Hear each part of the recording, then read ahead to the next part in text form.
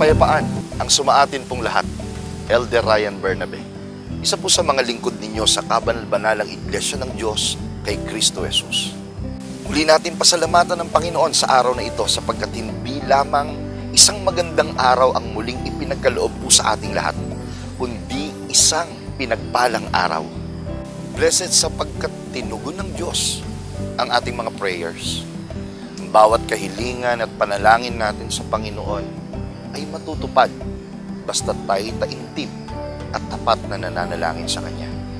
Sa mga pagkakataon na hindi agad tinugon ng Diyos ang ating kahilingan or prayers, lagi nating iisipin na God's plans and timings are perfect. Huwag tayong panghinaan ng loob at magpatuloy lamang sa panalangin sa Kanya. Kaya upang mas lalong lumakas ang ating pananampalataya, tanggapin natin ang biyayang hatid ng Blessed Day. Simula ng umaga at damhin ng pagpapala, araw ay gawing payapa, na Espiritong Banal ang kasama. May matibay na pag-asa, tayo ay mga pinagpala, na tanging sambit ng puso. Ama, salamat po. A blessed day to all. Isang pinagpalang araw po ang muli ay sumaating lahat, lalo na sa mga mananampalataya sa salita ng Diyos. Napakahalaga na sa bawat araw na dumadaan sa ating buhay ay may guide tayo na nagiging batayan ng ating mga meditation o reflections. Kaya't sa bahaging ito ng Blessed Day, aming buong lugod na ipaglilingkod sa inyo ang daily reflection na hango sa mga aklat na isinulat ng kapatid na Hiel na siya pong pangunahing lingkod sa kabanal-banalang Iglesia. At ang daily reflection natin para sa araw na ito ay hango po sa daily reflection na Love Notes.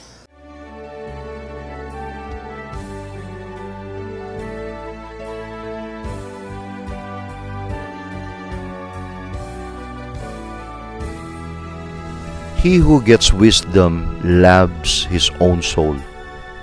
He who keeps faithfulness shall find good.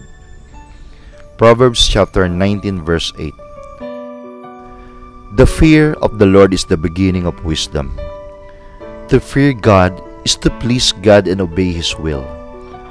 When you obey God, you will find out that what He says is true and leads to life. As you continue to obey Him, your knowledge of the Lord will increase. You will also gain knowledge in the divine and spiritual things. You will become wise and can live a successful and blessed life. Thirst for divine wisdom. Delight in the words of God and success will follow you.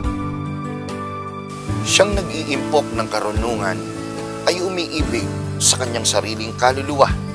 Siyang nag-iingat ng pag-unawa ay makakasumpong ng mabuti. Kawikaan 19:8. Ang pagkatakot sa Panginoon ang simula ng karunungan. Ang pagkatakot sa Kanya ay ang pagpapalugod at pagsunod sa Kanyang kalooban. Kapag sinunod mo ang Diyos, ay malalaman mo na ang Kanyang sinasabi ay matuwid na naghahatid sa buhay. Sa patuloy mong pagsunod sa Kanya, lalago ang iyong kaalaman sa Panginoon. Magkakaroon ka rin ng kaalaman sa mga banal at espiritual na bagay. Magiging matalino ka at mabubuhay ng matagumpay at puno ng pagpapala. Maging kaligayahan ng mga salita ng Diyos at ang tagumpay ay susunod sa iyo.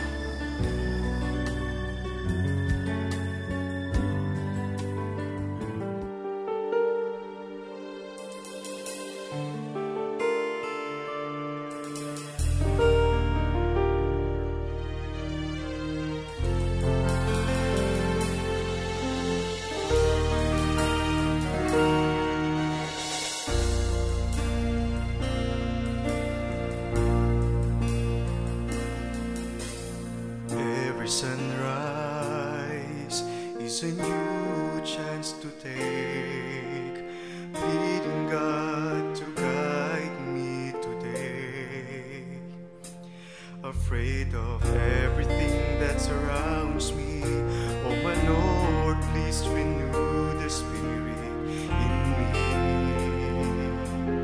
I've been searching for someone like you.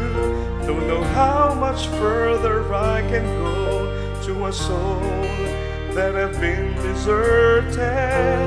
Tell me, which way do I belong? Will you carry me with your arms? Will you wipe away my tears? Will you hold my heart and humble me despite of what I've done? Will you say, go to me, my child? Will you say, I have forgiven you? Will you say that you still love me with all that I have done? Oh my Lord,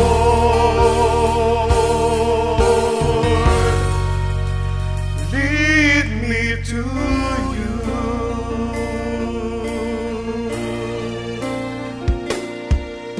You have never abandoned me, never left me in times of trials. Oh my Lord, come into my heart, save me and make me new.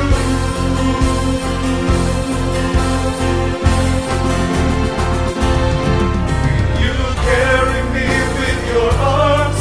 Will you wipe away my tears? Will you hold my heart and humble me despite of what I've done? You have carried me in your arms. You have wiped away my tears. You have held my heart and humbled me. You have raised my soul to you. You said, come to me, my child. You said, I have forgiven you. And you said you truly love me. You have blessed me with your love.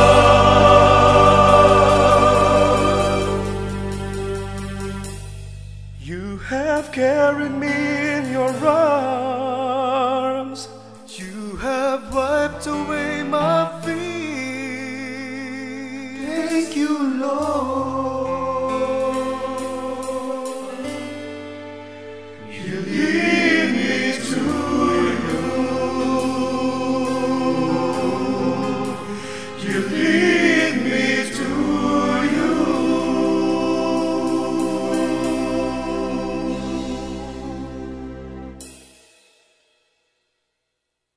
A blessed day to all. Kayo po ay kasalukuyang nanonood ng programang ipinaglilingkod ng kabanal-banalang Iglesia ng Diyos kay Kristo Jesus.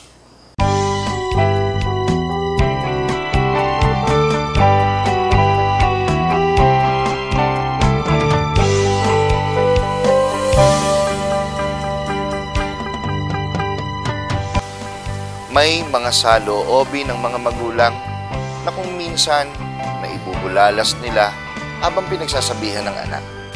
May ilang mga kabataan lamang na kung minsan ay yaong galit lamang ang natatandaan, hindi ang tunay na saloobin ng magulang.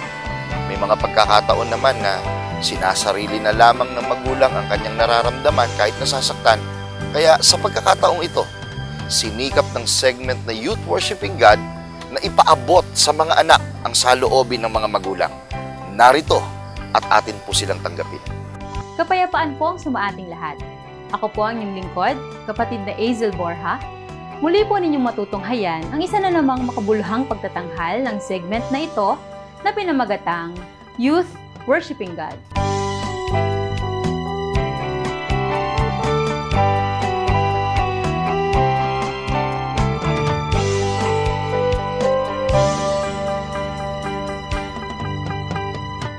Ang episode na aming ipaglilingkod ay naglalayong bigyang diin ang mga dahilan kung bakit dapat nasundin ng mga kabataan ang bilin ng mga magulang kahit na tila ito'y madalas at paulit-ulit nang ibinibilin. Kaya naman, kayo ay aming inaanyayahan na tunghayan ang aming pagtatanghal na pinamagatang Hugot ni Inay at Itay. Dahil nga uso ngayon ang mga hugot lines, hindi lang ang mga kabataang katulad natin ang marunong humugot. Meron ding entry ang ating mga nanay at tatay. Ating pasimulan sa hugot number 1.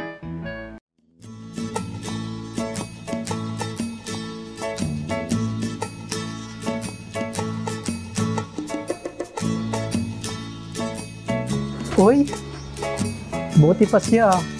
Kami kaya, kailan kaya kami masasabihan ng I love you? Oo nga naman. Bakit nga ba mas madalas pa nating kausap yung si mahal at love kaysa kila inay at itay? Bakit mas nakikinig tayo sa kanya kaysa sa sarili nating mga magulang? Bakit nga ba nahihiya tayong mag-I love you sa kanila? Lalo na sa harap ng maraming tao. Samantalang di naman nila tayo huhusgahan na maharot kung sakaling i-kiss o ihag natin sila mommy at daddy. Kahit na nasa public place tayo. Hindi ba't mas nakakakilig yon sa paningin ng ibang magulang kapag may nakita silang ibang anak na malambing sa parents nila? Di ba masarap sa pakiramdam ang sabihan ng I love you? Di ba masarap ng nilalambing?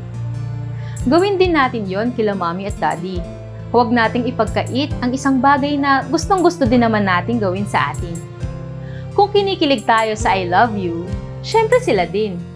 Ang totoo niyan, mas lalo nilang kailangan yon dahil matanda na sila at wala nang masyadong nagsasabi sa kanila ng mga ganong salita. Ito rin ay tinuturo ng Diyos sa atin bilang mga anak. Ayon sa Biblia, ang pagrespeto o pagmamahal sa magulang ay espesyal na utos ng Diyos.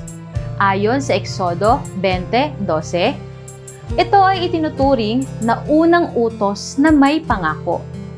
Utos ng Diyos na mahalin ang ating mga magulang. Tandaan natin, lahat ng meron tayo ngayon ay dahil sa kanila. Kung nagkulang man sila noon, mas marami pa rin silang ginawang mabuti para sa atin. Ngayon natin gawin ang mga bagay na dapat nating gawin. Hindi yung kung kailan huli na, tsaka ka mag-e-effort. Pwede natin silang ayain mamasyal para makapag-bonding, bilhan ng regalo, mag-dinner na sila ang kasama, manood ng sine, at iba pang mga bagay na alam nating ikatutuwa nila. Ito naman ang kanilang hugot number 2.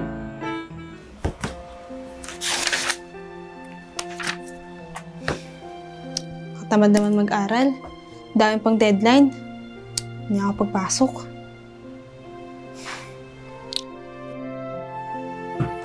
Anak, lagi mong tatandaan na mas madaling pumasok sa school kaysa sa trabaho. Hindi ka naman namin pinipilit na magkaroon ng medal o maging first honor. Basta huwag ka lang tatama rin sa pag-aaral para din yan sa kinabukasan mo. Kasama sa turo ng Biblia ang kahalagahan ng pag-aaral. Ito ay nakasulat sa Panaghoy Kapitulo 3, versikulo 27. At mabuti sa isang tao na siya'y matutong magtiyaga mula sa kanyang kabataan. Huwag tayong magbulakbol dahil mahirap kitain ang perang pinaghirapan ng ating mga magulang maipagtapos lamang ang ating pag-aaral. Malaki ang kanilang isinakripisyo, maibigay lamang sa atin ang perang panggastos sa ating pag-aaral. Kung sabihin man nilang, Sige pa, kain. Huwag ka munang mag-boyfriend, ha? Bata ka pa naman. Para din yan sa kinabukasan mo. Bata ka pa. Hindi mo pa kayang labanan ng tukso ng pakikipagrelasyon. Ha? Ganyan ka namin kamahalan, ha? Opo, ma. kailangan nating makinig at sumunod. Marami nang napahamak, marami nang napariwara, marami nang nagkamali, marami nang nasayang na buhay. Para sa ating mga magulang, minsan mahirap din talagang mag-explain at magsalita lalo na sa mga ganitong topic. Ngunit, kahit hindi man nila palaging maipaliwanag, kailangan natin ang lubos na pagsunod.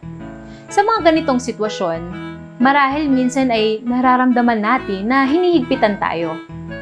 Tandaan natin na hindi tayo pinagbabawalan. Alam nating lahat na may tamang tao at panahon sa pag-ibig. Dahil ang pakikipagrelasyon ay hindi puro I love you at panonood ng sine o pamamasyal. Hindi nagsisimula at nagtatapos sa good morning at good night mahal. Hindi mo rin mapanghahawakan ang pangako niyang forever. Hanggat nasa piling siya ng nanay at tatay niya at umaasa lang sa baon na bigay nila. Kinatatakutan ng ating mga magulang na baka kapag nabigo tayo sa pag-ibig sa maagang panahon, ay mapabayaan at mawala na lang basta ang ating focus sa pag-aaral. Mawala ng gana sa mga kaibigan, lalo na ay maging malamig ang ating pakikitungo sa kanila. Upang maiwasan ang mga ganitong sitwasyon at problema, mas mainam na mag-aral at makapagtapos muna tayo. Para hindi tayo mapintasan ng mga tao at para na rin mapasaya natin ang ating mga magulang. Maging mabuting huwaran na nasusulat sa unang Timoteo 4:12. Huwag mong hayaang hamakin kanino man dahil sa iyong kabataan. Sa halip, sikapin mong maging halimbawa sa mga mananampalataya. Sa iyong pagsasalita, pag-uugali, pag-ibig, pananampalataya at malinis na pamumuhay. Para sa hugot number 3, Nak, gising na. May pagsamba. Kayo na lang po. Pagod po ko eh. Aba, ano bang mas maganda pakinggan? Sermon ng pagsamba o sermon ko? Ito na nga po. Bangon na. Ang paglilingkod sa Diyos ang katibayan ng inyong pagpapasalamat bilang isang pamilya at hindi lamang ito, kundi natutugunan din ninyo ang mga talagang dahilan ng pagbuo ng isang pamilya. Ayon yan sa Malakias 2:15. Alam nyo ba na napakahalaga ng spiritual factor para maging katanggap-tanggap at katiwa-tiwala ka sa lipunan na ating ginagalawan? Simulan natin sa school. 'Di ba mas madalas, bago mag-start ang teacher ng lesson each subject, ay nagpe-pray muna sa klase? Kapag nagtanong ang teacher kung sino ang gustong manguna sa panalangin, di ba nakayoko ang lahat? Ayaw tumingin kay teacher o gustong magtago sa ilalim ng upuan dahil baka matawag. Kita na agad natin ang edge natin sa lahat bilang isang aktibong Kristiyano. Iba manalangin ang isang tunay na Kristiyano, hindi kinabisado kundi mula sa puso. Kapag naman naghahanap na ng trabaho at haharap sa isang interview, kung 3 kayong pinagpipilian ng manager, pare-pareho naman kayong nakatapos ng pare-parehong kurso, parehas halos ng mga edad at iba pang background. Nasagot nyo pare-parehas ang mga tanong ng manager. Paano pala kung ang last question niya is, what is your favorite verse in the Bible? Anong isasagot mo kung hindi ka pala samba? Sayang naman. Napakasimple lang sana, di ba? Ikaw sana ang nakakuha ng trabaho, kaso nga, madalas absent ka sa pagsamba. Kung halimbawa naman, ang mga kalalakihan ay naghahanap na ng babaeng liligawan, ang lalaking makadiyos ay plus points agad sa babae. Dahil halos lahat ng babae gusto ang lalaking may takot at pananampalataya sa Diyos. At walang magulang ng babae ang naghangad na lalaking dadalhin lang ang anak niya sa kalayawan. Panigurado, proud ang mga future in-laws kung madadala sa kabutihan ang anak nila. Dahil nga, aktibo tayong Kristiyano. Ilan lang yan sa mga benepisyo ng pagiging aktibo sa gawain ng Panginoon. Kaya kapag sinabi nila inay at itay na sumamba ka. Ayon sa Kawikaan 22:6, ituro sa bata ang daang dapat niyang lakaran. At hanggang sa paglaki, di niya ito malilimutan. Hindi kailanman mali ang Diyos sa pagbibigay sa atin ng mga magulang. Hangad lang nila ay ang para sa ikauunlad at ikabubuti natin. Wala silang ibang inisip kundi ang ating kapakanan dahil nga they truly love us. So there you have it. Mahalin ang magulang, magtapos ng pag-aaral at maging aktibong kabataan. Sa ngayon, sa mga puntong ito mo, maisa sa buhay ang pagiging good steward of God. Ecclesiastes 12:1. Sana ay patuloy nyo kaming samahan sa mga kasunod pa naming pagtatanghal na nagpapakita ng saya ng buhay bilang mga kabataang naglilingkod sa Diyos. Dito lamang sa Youth Worshiping God.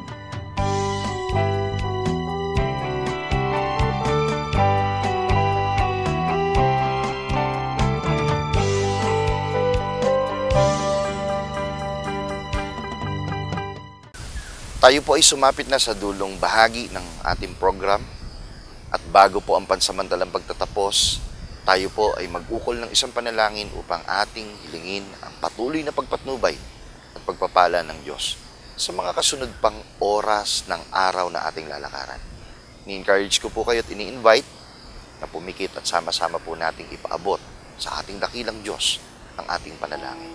Panginoon naming Diyos na makapangyarihan sa lahat, Ikaw ang Diyos na laging nakapatnubay at nakapangyayari sa buhay ng iyong mga kinakasangkapan. Ikaw ang nagpapahintulot na patuloy na makapaglingkod ang programang ito hindi lang sa kapatiran, kundi sa kalooban ng mga kapatid na kanilang mga kaibigan, kamag-anak na gusto nilang matulungan. Makita nawa naming lahat, narito ang sagot sa kanilang mga dalangin kung papaano kami makakabahagi sa paglilingkod sa amin pong kapwa-tao. Tulungan mo kami na huwag mahiya, kundi buong pusong sampalatayanan na ang mga programang ito ay ikaw ang may kalooban at panahon upang patunayan namin na kami sumasampalataya sa pamamagitan ng ibahagi namin ito sa lahat ng mga nangangailangan. Lalong-lalo na ang amin pong natutunang mahalagang pagpapaalala tungkol po sa kahalagahan ng aming mga magulang. Sila na kung minsan o madalas ay hindi na pagtutuon ng pansin ng maraming mga anak ang kanilang damdaming nasasaktan din naman paminsan-minsan. Sila na sa mas madalas na pagkakataon ay ang hangarin lang naman ay magpaalala kung minsan ay nagkukulang kami sa tamang paraan ng approach upang sabihin namin ito sa aming mga anak. Subalit, sa pamamagitan ng pagtuturong ito, maunawaan sana ng maraming mga kabataan na mas pagpahalagahan ang talagang damdaming nais ihatid ng kanilang mga magulang sapagkat ito'y tiyak na makakabuti sa kanila pong mga kalagayan. Tiyak na ito po'y magpapala sa kanilang araw-araw na pamumuhay. Mapagpahalagahan nila ito at matutunan at higit sa lahat, makita nila na walang mga bagay na sinasalita ang magulang na hindi po nagmula sa kanilang sinampalatayanan galing sa iyo. Sa makatwid, maintindihan ng mga anak sa pamamagitan ng aming mga magulang, ikaw ang araw-araw na totoong naghahangad na patnubayan ang maraming mga kabataan. Sumasampalataya kami, Ama. Tutulungan mo kaming patuloy na mapalago pa ang programang ito, makapaglingkod pa kami sa mas nakararami sa tulong ng kapatiran. Idinadalangin namin ng lahat sa ngalan mo lamang Kristo Jesus na aming tagapagligtas. Amen. Maraming salamat po sa inyong pagtangkilik sa palatuntunang ito ng Kabanal-Banalang Iglesia ng Diyos kay Kristo Jesus. Kung nais po ninyong mapanood ang iba pa naming programa, mag-subscribe sa ating YouTube channel na The Most Holy Church at bisitahin ang aming Facebook fanpage na MHC Media. Upang lubos po ninyong makilala ang Kabanal-Banalang Iglesia ng Diyos kay Kristo Jesus, bisitahin ang ating official website na www.mostholychurch.com. Para naman po sa inyong katanungan, prayer request o libreng Bible study sa inyong tahanan, i-post lamang ang kahilingan sa comment section ng programang ito. Maaari din po kayong tumawag o mag-text sa mga sumusunod na numero. Sa Smart o Talk and Text, 0909-555-5009. Sa Globe o TM, 0926-383-0454. Sa Dito SIM, 0991-419-2027. At sa landline, 8255-6949 o 8553-0946. Maraming salamat po.